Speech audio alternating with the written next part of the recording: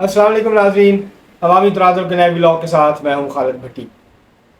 आज हम बात करेंगे इंडिया में कल से शुरू होने वाली G20 सरबराही कॉन्फ्रेंस की, जिसके लिए मोदी सरकार ने बहुत ज़्यादा मीडिया के ऊपर हाइप क्रिएट की और एक जो वज़ीर आज़म है नरेंद्र मोदी इंडिया के, वो इसको अपनी इलेक्शन कैंपेन के लिए इस्तेमाल करना चाहते हैं। इंडिया में बड़े तवील अरसे के बाद ये पहला बड़ा सरबराही इजलास हो रहा है और बीजेपी और मोदी गवर्नमेंट जो है, मोदी सरकार जो है, वो इसको पूरी तरह से इस्तेमाल करना चाहती है। इसके क्या नताइज होंगे, क्या नतीजा निकलेगा इसका, इसकी अहमियत क्या है, इसके ऊपर आज हम बात करेंगे।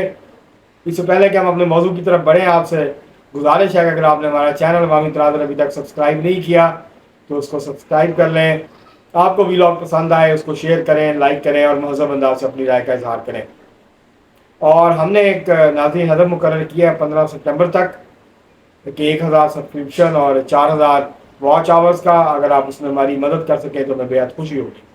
अब हम बढ़ते हैं अपने मौजू की तरफ। 9 और 10 सितंबर को यानी हफ्ता और इतवार इंडिया के दारुल हुकूमत नई दिल्ली में G20 जो दुनिया की 20 बड़ी मईशतें हैं उनके सरबराहान का इजलास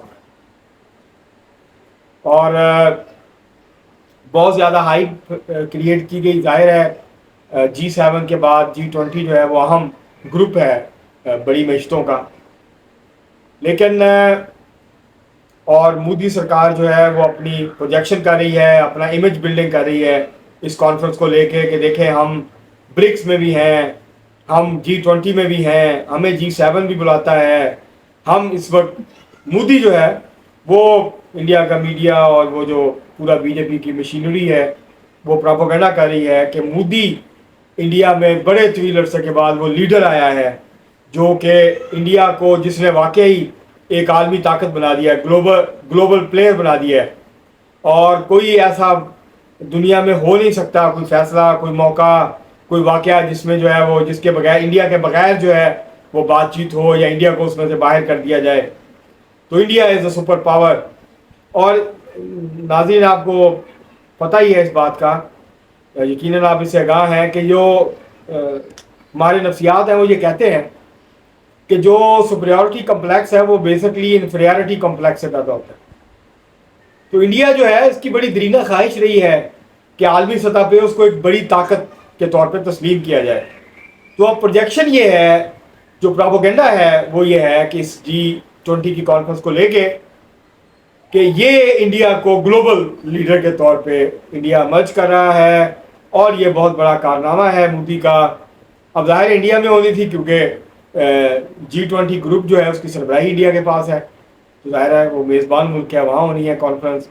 अब तक जो बाइडन आ चुके हैं, जस्टिन ट्रूडो जो कनाडा के वज़ीर आज़म, उन्होंने कहा है कि वो भी तशरीफ़ ला चुके हैं। मैक्रोन जो फ्रांस के सदर हैं वो भी तशरीफ़ ला चुके हैं। जर्मनी के चांसलर शोल्स जो हैं वो भी तशरीफ़ ले आए हुए हैं वहाँ पे।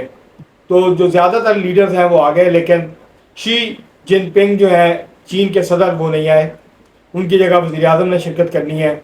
और रूस के जो सदर हैं व्लादिमीर पुतिन वो नहीं आए, और पुतिन की जगह जो है वो उनके वज़ीर ख़ारजा लावरोव जो हैं वो शिरकत करेंगे। इसके अलावा तुर्की के सदर तैयब अर्दोगान भी आ रहे हैं वहाँ पे शिरकत करने, और सऊदी अरेबिया के जो वली अहद हैं और वज़ीर आज़म हैं शहज़ादा मोहम्मद बिन सलमान वो भी तशरीफ़ ला रहे हैं। जापान के वज़ीर आज़म भी, ऑस्ट्रेलिया के वज़ीर आज़म भी। तो गर्ज 14-15 जो G20 के ममालिक हैं उनके सदूर या वज़ीर आज़म जो है वो शिरकत कर रहे हैं।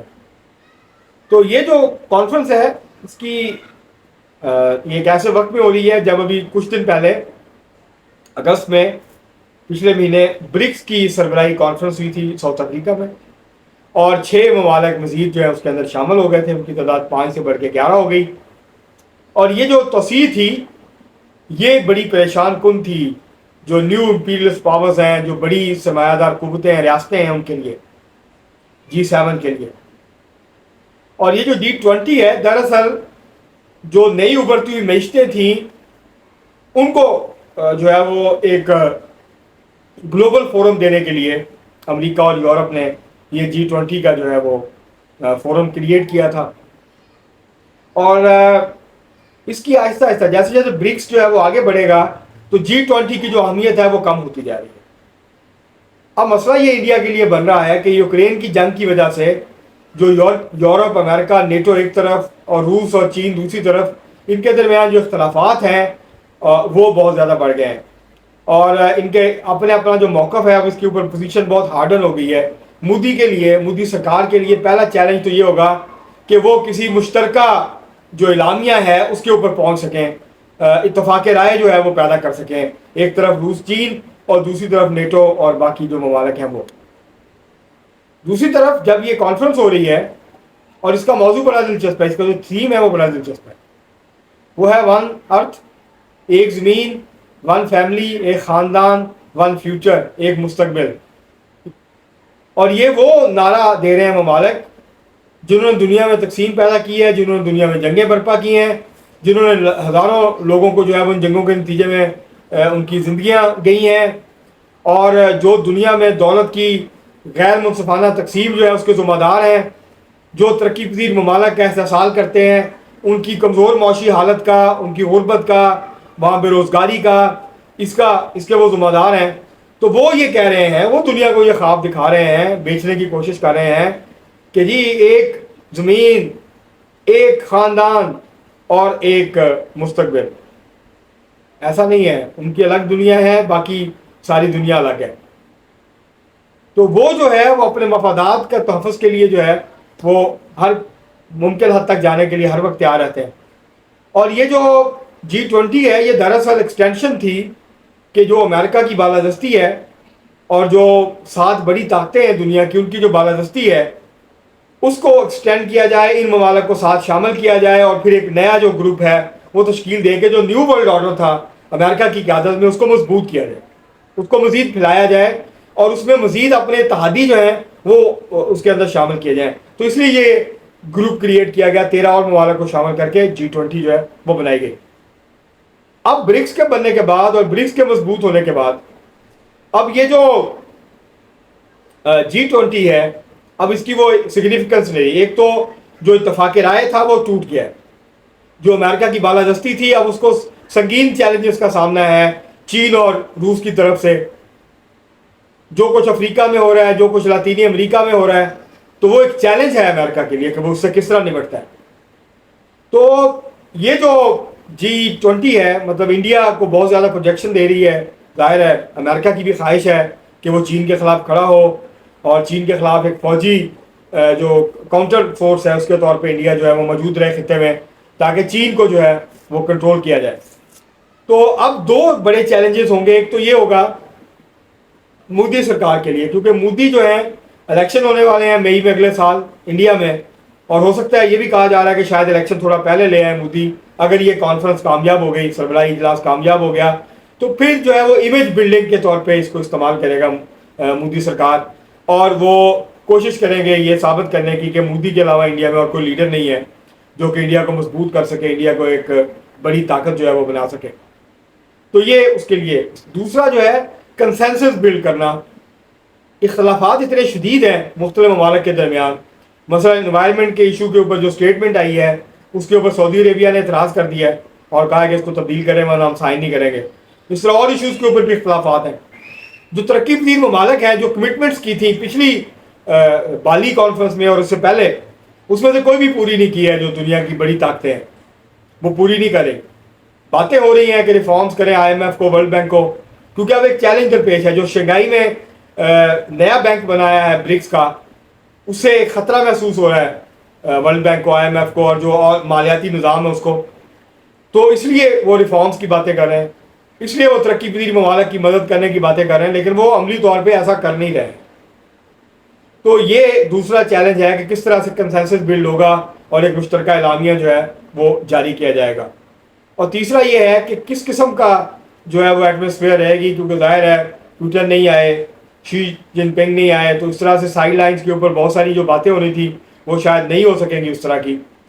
تو یہ بھی ایک سیٹ بیک ہے یہ جو G20 کانفرنس ہے. لیکن اس کی امپورٹنس یا سگنیفیکنس یہ ہے کہ ظاہر ہے یہ دنیا کی 20 بڑی معیشتیں ہیں جو سال کے بعد اکٹھی ہوتی ہیں، بات چیت کرتے ہیں، اور آپس کے اندر جو ہے وہ معاملات اکانومی کو دیکھتے ہیں، سیکورٹی کے اوپر بحث ہوتی ہے، اور ان کو ایک دوسرے کے ساتھ جو ہے وہ بات چیت کرنے کا، سائڈ لائنز کے اوپر بہت سارے ایشوز کو سالو کرنے کا یہ ایک اہم پلیٹ فارم ہوتا ہے۔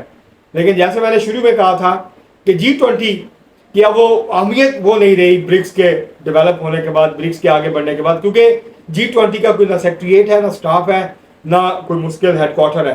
اس کے مقابلے میں برکس کا سیکریٹریٹ ہے، اس کا سٹاف ہے، اس کا ایک ہیڈ کوارٹر ہے، اور ایک جو ہے وہ چین اور روس جو ہے مل کے اس کے پیچھے جو ہے وہ ایک بڑی فورس بن کے جو ہے وہ مرج کر رہے ہیں۔ تو انڈیا کی خواہش ہے کہ بڑی طاقت کے طور پہ مرج کرے، آپ دیکھنا ہوگا کہ اس کا کیا آؤٹ کم نکلتا ہے۔